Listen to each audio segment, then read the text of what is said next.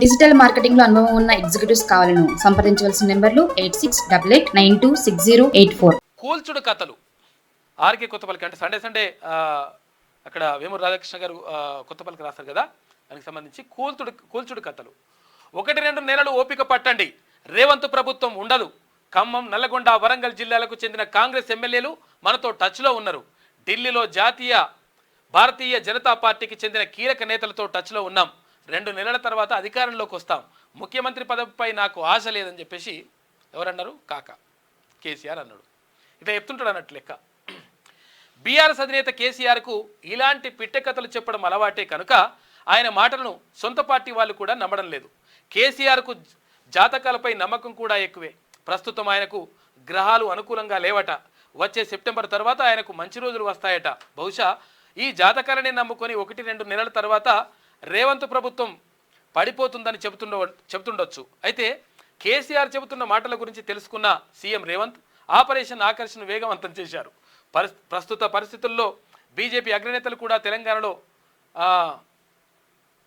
అతుకుల బొంత ప్రభుత్వాన్ని ఏర్పాటు చేయడానికి సిద్ధపడకపోవచ్చు. మహారాష్ట్రలో ఆ పార్టీ చేసిన ప్రయోగం వికటిస్తోంది. కేసీఆర్ ప్రస్తుత దుస్థితికి ఆయనే కారణం. తెలంగాణ ఏర్పడిన తర్వాత పార్టీ ఫిరాయింపులను ప్రోత్సహించిన ఘనత ఆయనదే. అందుకే ఇప్పుడు కాంగ్రెస్ను తప్పుబట్టే నైతిక అర్హత ఆయనకు లేకుండా పోయింది. అధికారంలో ఉన్నప్పుడు విర్రవీగిన కేసీఆర్ కుటుంబంపై ఇప్పుడు సానుభూతి చూపే వారే కరువయ్యారు. కవితను జైల్లో పెట్టి 100 రోజులు దాటినా తలుచుకునే వారే లేకుండా పోయారు. కనీసం కాకగూడవై పలకరించిరాలే.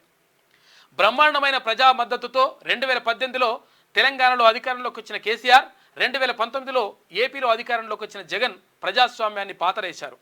ఇక సీఎంలు ఎలా ఉండకూడదో తమ చర్యల ద్వారా భావితరాలకు చెప్పారు. ఈ వాస్తవాన్ని గుర్తించకుండా ఏం తక్కువ చేశామని మమ్మల్ని ఓడించారు అని ప్రజలు నిందిస్తున్నారు. మనం ప్రజాస్వామ్యంలో ఉన్నామన్న స్పృహ లేకుండా రాచరిక పోకడలకు పోతే ప్రజలు సహించరని ఎందుకు తెలుసుకోలేరో తెలియదు. ప్రస్తుత రాజకీయాలలో అధికారం కోల్పోయిన పార్టీలు మనుగడ సాగించడం కష్టంగా ఉంటుంది. గతంలో చంద్రబాబు కూడా ఇటువంటి గడ్డు పరిస్థితులను ఎదుర్కొన్నారు. పార్టీని కాపాడుకోవడం కోసం ఆయన పడని పాటలు లేవు. కేసీఆర్ ఆ దిశగా చర్యలు తీసుకోకపోగా తనను తాను మభ్యపెట్టుకునే ప్రయత్నం చేస్తున్నారు. ఇక తెలంగాణలో కట్టుకథలు పిట్టకథలతో కేసీఆర్ కాలక్షేపం చేస్తుండగా ఏపీలో మాజీ సీఎం జగన్ బెంగళూరు ప్యాలెస్లో సేద తీరుతున్నారు. సీఎం ఎలా ఉండకూడదో జగన్ చాలా బలంగా రుజువు చేశారు. చంద్రబాబు ప్రభుత్వం అనుక్షణం ఈ విషయం గుర్తుపెట్టుకోవాలి. జగన్ పాలనలో మంత్రులు, ఎమ్మెల్యేలు పోకడలను, ప్రభుత్వ దుశ్చర్యలను గుర్తుకు తెచ్చుకొని బ్లూ బుక్ రూపొందించుకొని అందుకు అనుగుణంగా ప్రస్తుత మంత్రులు నడుచుకోవాలి. ఎందుకంటే వాళ్ళు ఏం చేసిండ్రో అది చేయకుండా ఉండాలని చెప్తా ఉన్నాడు. ఇక రామోజీరావు సంస్మరణ సభ ఏర్పాటు విషయంలో చంద్రబాబు తొలి విమర్శ ఎదుర్కొన్నారు. ప్రభుత్వ పరంగా ఆయన సంస్మరణ సభ ఏర్పాటు చేయడంపై భిన్నాభిప్రాయాలు వ్యక్తమవుతున్నాయి. ఒక బిడ్డ జన్మించినప్పుడు ఆ ఇంట్లో వాళ్ళు సంబరం చేసుకుంటారు. ఆ బిడ్డ ఎదిగి పెద్దవాడై తాను ఎంచుకున్న మార్గంలో ఉన్నత శిఖరాలు అధిరోహించి కన్ను మూసినప్పుడు ఆయన వల్ల ప్రయోజనం పొందిన వాళ్ళు, ఆయనతో సన్నిహిత సంబంధం కలిగి ఉన్న వాళ్ళు బాధపడతారు. గతించిన వారితో తమకు ఉన్న అనుబంధాన్ని గుర్తు చేసుకోవడం కోసం సంస్మరణ సభలు పెట్టుకుంటారు. నాయకుడైతే ఆయనను అభిమానించే ప్రజలు స్మరించుకుంటారు.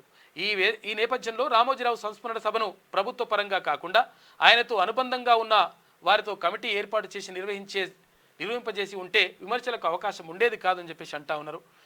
సంస్మరణ సభ పెడితే తప్పే ఉంటుంది, పెద్ద విషయం ఉంటుంది. ఎందుకంటే నిజంగా కూడా రామోజీరావు చాలా విలువలకు కట్టుబడినటువంటి మనిషి, 100% గొప్ప మనిషి. ఈ విషయంలో ఎటువంటి సందేహం లేదు. ఎందుకంటే ఇప్పుడు కొన్ని ఆరోపణలు ఏవో రకరకాలుగా వస్తుండొచ్చు, కానీ 100% విలువల కోసం బతికినటువంటి వ్యక్తి రామోజీరావు. ఎందుకంటే నేను ఈనాడు నుంచి వచ్చిన, ఎందుకంటే ఆయనతో నాకు ప్రత్యేకమైనటువంటి అనుబంధం ఉండే. అంటే ఎట్లా అంటే కొన్ని వార్తలు వచ్చినప్పుడు, కొన్ని అవకాశాలు సెన్సేషన్లు వచ్చినప్పుడు, అరే వాళ్ళు వేస్తున్నారు మనం ఎందుకు వేస్తలేం అన్నప్పుడు సెన్సేషన్ చేయడం కాదు మన ఉద్దేశం. సమాజానికి మంచి చేయకపోయినా పర్వాలేదు కానీ చెడు చేయొద్దని చెప్పేటోడు రామోజీరావు.